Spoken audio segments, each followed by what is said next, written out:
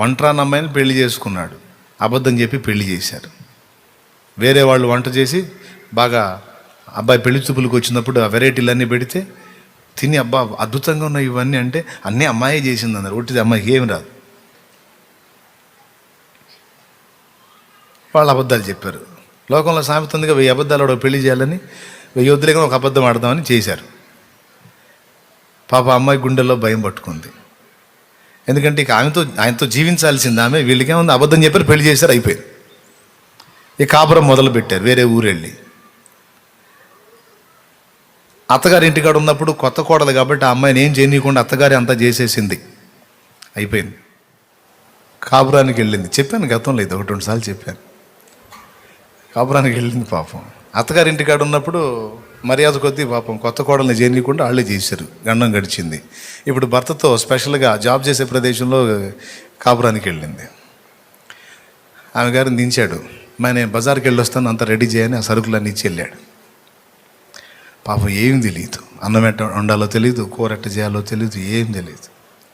వాళ్ళ అమ్మ చేసేటప్పుడు ఏదో కొద్ది గొప్ప చూసింది. పాపం చదువుకుంది, చదువు సబ్జెక్టు ఆగ్రహింపు ఉంది, కానీ ఫుడ్ సెక్షన్ తెలియదు తనకి. 1000 గాళ్ళు ఒక అబద్ధం ఆడదామని అబద్ధం ఆడి పెళ్లి చేశారు. ఇప్పుడు ఆమె పరిస్థితి గందరగోళమే. బయటికి పోయాడు. వచ్చేటప్పటికి రెడీ చేసి పెట్టాలా, ఏం చేయాలా? నీళ్లు పోసింది, అందులో రైస్ పోసింది, పొయ్యి మీద పెట్టింది. ఎప్పటికి దించాలో, ఎలా తయారైద్దో ఏం తెలియదు. కూర చేయాలి తెలియదు, ఏం తెలియదు. ఇక తిప్పలు పడి తన వల్ల కాక ఇక ఏమైతే అదైంది. ఇక కొడితే కొట్టాడు, తిడితే తిట్టాడు. రాగానే ముందు కాళ్ళు పట్టుకొని నిజం ఒప్పేసుకుందాం, ఇక ఏమన్నా చేయని ఇక ఆయన దయ అని ఇక కూర్చుంది. ఇక ఏడుస్తూ కూర్చుంది. తను ఏమంటాడో అని. పాపం అన్నం వండటం చేత కాలేదు, అంతా ఇల్లంతా పొగ, మాడిపోయిన వాసన. ప్రయత్నం చేసింది, ఫెయిల్ అయింది. పోరాడింది పాపం, ఏదో ఒకటి చేద్దామని. ఏం లేదు, షేపులన్నీ మారిపోయినాయి. అన్నం కూర 2 షేపులు. ఆ మాడిపోయిన పాత్రలకు పక్కన పెట్టుకొని కూర్చుంది. డోరు కొట్టాడు, తలుపు తీసింది. లోపలికి రాగా నీకు ఏం మాటలు లేవు, 2 కాళ్ళు పట్టుకొని పెద్దగా ఏడ్చింది. ఈయన స్టన్ అయిపోయాడు. ఏం జరిగింది, ఎందుకు ఏడుస్తున్నావు, ఆగు, ఏం జరిగింది అంటున్నాడు. నేను మిమ్మల్ని మోసం చేశానండి, నేను మంచిదాన్ని కాదు, అబద్ధం ఆడాను, అది ఇదని ఒప్పేసుకుంటుంది. ఇక బోర్ను ఒప్పేసుకుంటుంది, ఏడుస్తా. నిమ్మళ్ళపరిచి పైకి లేపి నిలిపి, ఏం జరిగింది, ఎందుకు ఏడుస్తున్నావు అంటే, నాకు నిజం చెప్తున్నాను, నాకు అసలు ఏ వంట చేత కాదండి, మా వాళ్ళు అబద్ధం చెప్పారు, నేను అప్పుడే మీకు నిజం చెప్దాం అనుకున్నా, నాకు అవకాశం దొరకలేదు, కానీ ప్రయత్నం చేశాను, ఇక ఇట్లా అయిపోయినాయి అంటే అవి చూసి భయంకరంగా నవ్వుకొని నవ్వి తర్వాత చెప్పాడు, మీరు నన్ను క్షమిస్తారా, నాకేం చేత కాదంటే. అప్పుడు ఆయన ఒక మాట, నాకు ముందే తెలుసు అంటాడు ఆయన. నాకు తెలుసు నీకేం రావని.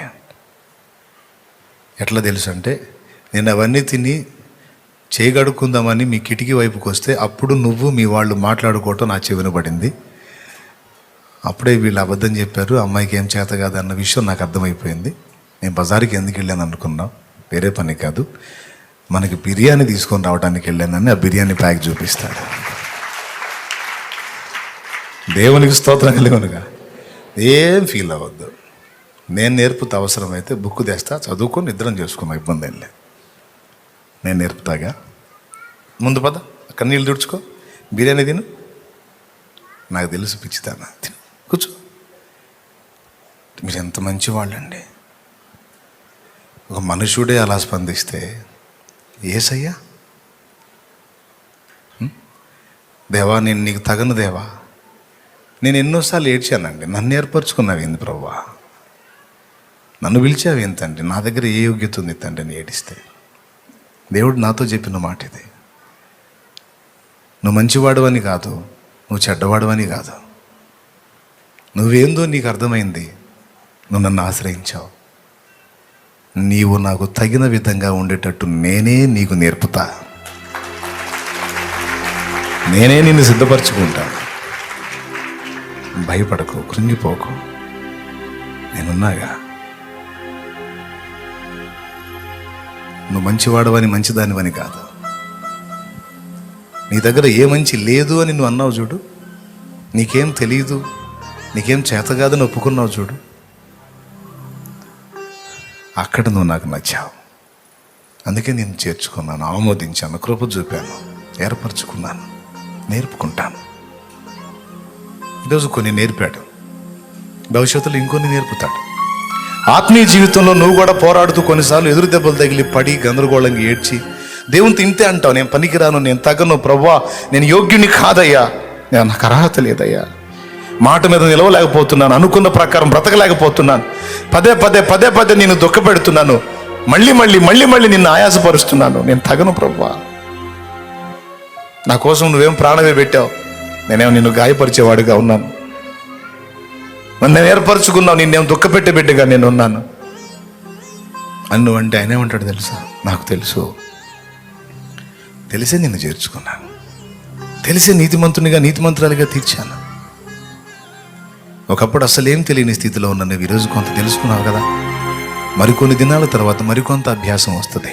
నేను నేర్పుకుంటా, నేను నిలబెట్టుకుంటా, నేను తగనని దూరం కావద్దు, నాలో నిలిచి ఉండు, నాలో నుండి సారం నీలోకి వచ్చేటట్టు చేసి నువ్వు ఫలించేటట్టు నేను చేస్తా. నిన్ను అసహించుకోను, త్రోసివేయను, నెట్టివేయను, నీవు నన్ను ఆశ్రయించటం మానొద్దు అంటున్నాడు దేవుడు. నీతిమంతునిగా తీర్చేవాడు ప్రభువే, నేరం మోపేదేవాడు? మంచి అయినా చెడ్డైనా రేపు తీర్పు తీర్చేదెవరు? సాతానా? మన యేసయ్య, నీ ప్రియుడే, నువ్వు ప్రేమించిన నీ ప్రాణ ప్రియుడే రేపు సింహాసనం ఎక్కి తీర్పు తీర్చబోయేది. ఆయనకు తెలీదా? తెలిసే కదా ఏర్పరచుకున్నాడు. న్యాయమైన తీర్పు తీరుస్తాడు, ఏం భయపడద్దు. హల్లెలూయా. నిన్ను ప్రేమించి ప్రాణం పెట్టి నా ప్రేమామూర్తే నీకు రేపు తీర్పరే. న్యాయం ఉంటుంది, అన్యాయం ఉండదు. ధైర్యంగా ఉండు.